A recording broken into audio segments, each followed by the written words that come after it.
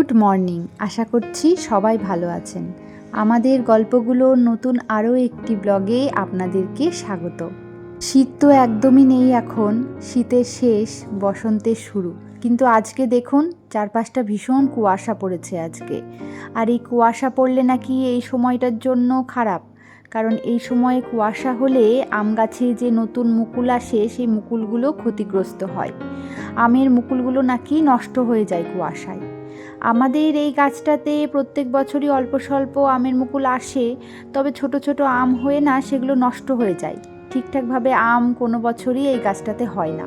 এবছরও দেখুন প্রচুর মুকুল এসেছে গাছটাতে। গাছে যদি আম হতো তাহলে আমার ব্যালকনি থেকে হাত বাড়ালেই আম পাওয়া যেত। এদিকে বাড়ির যে দুটো কাঁঠাল গাছ আছে সেই কাঁঠাল দুটোতেও অনেক মোচ এসেছে, কিন্তু কোনো বছরই কাঁঠাল ঠিকঠাক হয় না। আসলে বাড়ির ফল গাছগুলোতে ফল হয় না, কি জানি কোনো কারণ আছে কি না। কাঁঠাল হয়েও কাঁঠালগুলো ছোটোতেই ঝরে যায়। আজ পর্যন্ত একটা গাছেও কাঁঠাল বড় হয়নি, ছোটোতেই পচে পড়ে গেছে।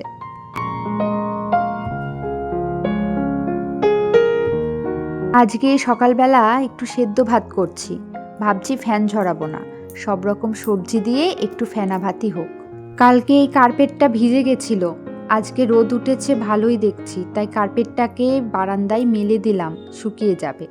সকালবেলার দিকটা কুয়াশা থাকলেও পরে দেখলাম বেশ রোদ্দুর উঠেছে। কালকের যে জামা কাপড়গুলো ব্যালকনিতে মেলে দিয়েছিলাম সেগুলো তো শুকিয়ে গেছে।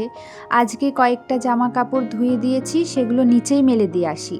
নিচে এত সুন্দর রোদ্দুর, খুব তাড়াতাড়ি শুকিয়ে যাবে।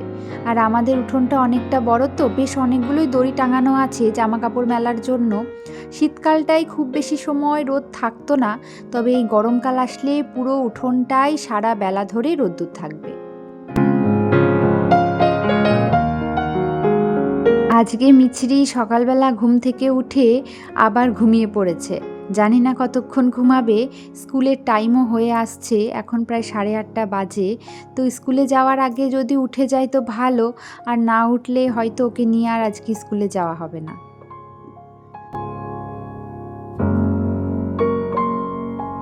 ঘড়িতে 9টা বাজতেই সে ঘুম থেকে উঠে পড়েছে। ভালোই হয়েছে, না হলে আজকে আর স্কুলে যাওয়া হতো না। আমার ওদিকে সেদ্ধ ভাত নামানো হয়ে গেছে, এখন ওকে রেডি করে দিচ্ছি। আমরা দুজনে এখন স্কুলের জন্য বেরিয়ে যাব। এই সময় সকালবেলাটা এতই তাড়াহুড়ো থাকে, আমার কিচ্ছু খাওয়া হয় না।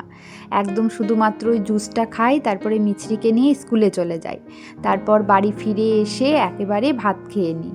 আর এই সময়টায় যদি বেশি কিছু রান্নাবান্নার ঝামেলা রাখি তাহলে স্কুলে যেতে দেরি হয়ে যায়, আর ভীষণ তাড়াহুড়োও বাদে জানেন। তাই প্রত্যেক দিন সকালবেলা ওই এক তরকারি ভাত, আর না হলে সেদ্ধ ভাত বা সবজি দিয়ে খিচুড়িও করে নিতে পারি। তাহলে আমরা তাড়াতাড়ি স্কুলে যেতে পারবো, তাড়াহুড়োটা থাকবে না। মিছরির স্কুলে যাওয়ার ভীষণই আগ্রহ। স্কুলে যাওয়ার কথা বললে ও ভীষণ খুশি হয়।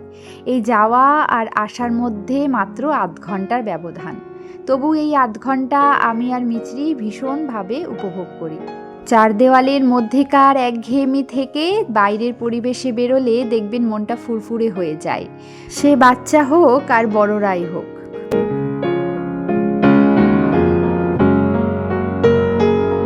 নিরামিষ রান্নাগুলো আমার তো বেশ ভালোই লাগছে, তবে প্রত্যেক দিন ভাবতে হচ্ছে যে কি রান্না করব। আজকে পেঁপে দিয়ে একটা নতুন রেসিপি বানাচ্ছি। একটু পেঁপে আর আলু গ্রেট করে নিয়েছি, ফোড়নে দিয়েছি শুকনো লঙ্কা আর জিরে, তারপর তেলের মধ্যে ওই গ্রেট করা পেঁপে আর আলু দিয়ে দিয়েছি। এবার লবণ, হলুদ, একটু জিরে গুঁড়ো দিয়ে দেবো, আর সাথে একটু আদা দিয়ে দিচ্ছি। আলাদা করে কাঁচা লঙ্কা আমি দিচ্ছি না, কাঁচা লঙ্কা দেওয়া যেতেই পারে। এরপরে একটুখানি জল দিয়ে ঢাকা দিয়ে দেব। কিছুক্ষণ লো ফ্লেমে ওই যে পেঁপে আর আলুটাকে সেদ্ধ হতে দেব।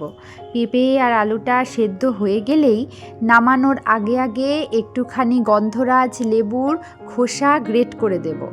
একদম যে উপরের সবুজ অংশটা থাকে সেটাকেই কিন্তু গ্রেট করব। ভিতরে সাদা অংশটা যেন এর মধ্যে না আসে, আর সাদা অংশটা যদি এর মধ্যে আসে তাহলে কিন্তু তিতকুটে ভাব চলে আসবে।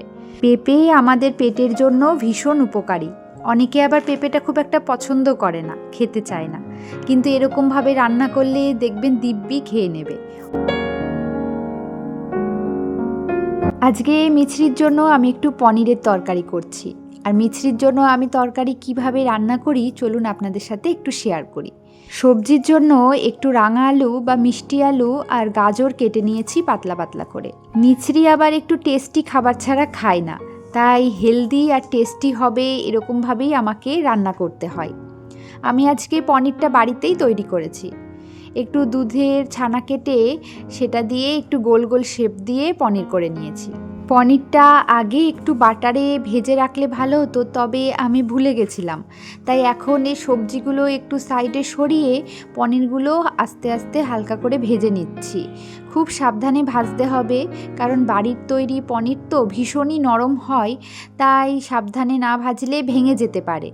আমি বাটারের মধ্যে একটুখানি জিরে ফোড়ন দিয়েছি, তারপরেই সবজিগুলো দিয়ে দিয়েছি।